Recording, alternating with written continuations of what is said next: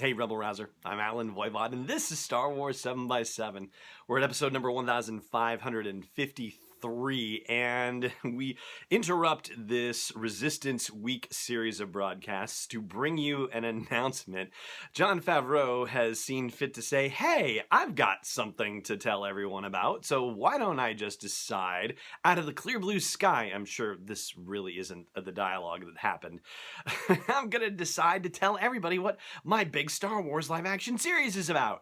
So he took to Instagram and posted a photo that is, it's not the exact font, but hey, I'm sure he didn't necessarily have access to it on his phone. It's darn close enough. Yellow text on a black background, and he has revealed what the premise of the new Star Wars live action TV series is going to be, the one that is heading to Disney's direct-to-consumer streaming service that debuts in the fall of 2019. So here you go. The show is going to be titled, dun dun dun, The Mandalorian. And here, without any further ado, is the description of the show as written by Jon Favreau. He says, after the stories of Jango and Boba Fett, another warrior emerges in the Star Wars universe. The Mandalorian is set after the fall of the Empire and before the emergence of the First Order. We follow the travails of a lone gunfighter in the outer reaches of the galaxy, far from the authority of the New Republic. Now, just a brief reminder, he says that it is after the fall of the Empire, but before the rise of the First Order. This is supposed to take place, at least as far as we know, on or about starting in 11 ABY, which would put it 7 years after the fall of the Empire and the Battle of Endor. 6 years, for that matter, after the events of Star Wars Aftermath and the signing of the Galactic Concordance that officially ended the hostilities, not necessarily really ended the hostilities, but by, legal documentation, at least between the Empire and what was the Rebellion, what is now the New Republic. So 6 years after that series, and there's a lone gunfighter kicking about. It's interesting that it says Jango and Boba Fett, which obviously those are probably the two best known Mandalorians wearing any sort of armor and kicking around the galaxy in one way or another.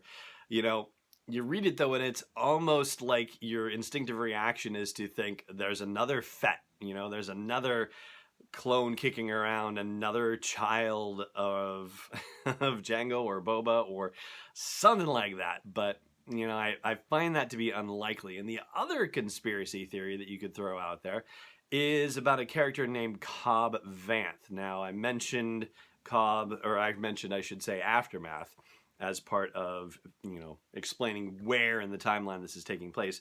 Well, if you don't recall us talking about this on the podcast, and, it would have been a number of episodes ago, and if you haven't read the Aftermath novels, then, this will be new news for you, but there are a bunch of interludes in between the main story of Aftermath, and taking place with a lot of different characters over a lot of different planets, and one of those situations was on Tatooine, where the Mandalorian suit of armor, presumably belonging to Boba Fett, it isn't stated outright in the novelization, but a Mandalorian suit of armor that we are all presuming is Boba Fett's, it is acid stained and all beat up, is found inside a Jawa sandcrawler, and a guy named Cobb Vanth ends up taking it and becoming a lawman, as it's stated in Aftermath, for a place called Freetown on Tatooine.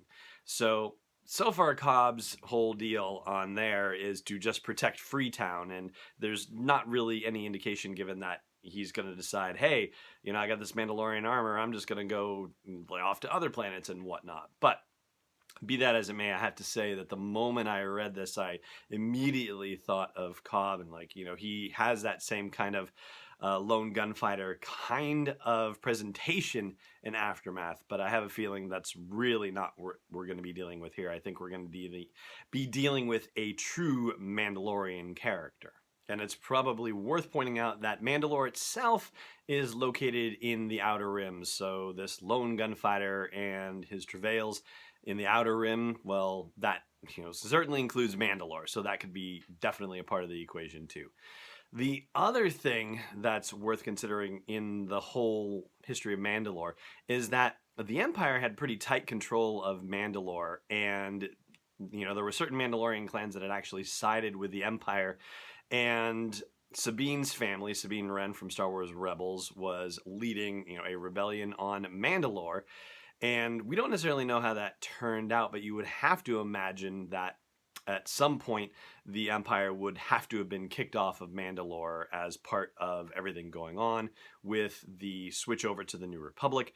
That being said, the Outer Rim territory is, a bit of a Wild West situation, and there are probably remnants of the Empire that were still hanging on in various places in the Outer Rim. And it's always those Outer Rim territories that, didn't necessarily get all the attention from the original Republic, the Galactic Republic before the Empire. And then, once the Empire fell, it was those Outer Rim territories that were comparatively neglected in the New Republic, and where the First Order was able to make its first forays into the galaxy, into the known regions, if you will, out of the unknown regions, excuse me.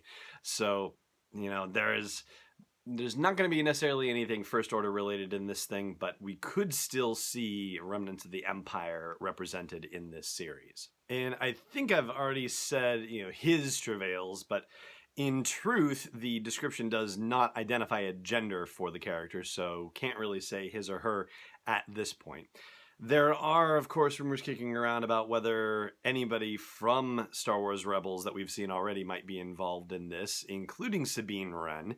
And, the last we saw Sabine, it was after the fall of the Empire, and she and Ahsoka Tano were about to go searching for Ezra, so a lone gunslinger doesn't necessarily suggest that, this character is going to be going around with a, light side Force user. So, I suppose there is a possibility that Sabine Wren could be the character of record here, but I find that to be highly unlikely, though it certainly would be a fun situation. Bo-Katan, who is also another prominent Mandalorian character who's mentioned in Star Wars Rebels, another possibility there too. The whole lone gunslinger thing, though, just that idea basically tends to suggest that it's somebody who's not going to be connected with the larger story. And in fact, that's sort of what Star Wars and what Lucasfilm has been leaning toward, at least in the conversation that it's been having about some things, about wanting to establish characters and situations that are not connected to the saga in such a straightforward way. So it seems like, it would make more sense for it to be an unrelated character and one that we haven't yet met. And so that right there is, at the moment, all the news that's fit to print about Star Wars: The Mandalorian. And I'm sure that if Jon Favreau decides to release more details, or if the fine folks at Lucasfilm do, then we will be talking about it here on the podcast. But for now, we will end it here, and we will resume with Resistance Week tomorrow. Thank you so much for joining me for this episode, as always, and may the Force be with you wherever in the world you may be. This podcast is not endorsed or sponsored yet by Lucasfilm Limited, Disney, or 20th Century Fox, and is intended for entertainment and information purposes only. Star Wars, the Star Wars logo, all names and pictures of Star Wars characters, vehicles, and any other Star Wars-related items are registered trademarks and/or copyrights of Lucasfilm Limited or their respective trademark and copyright holders. May the Force be with them. All original content is copyright 2018, Star Wars 7x7. We hope you love it!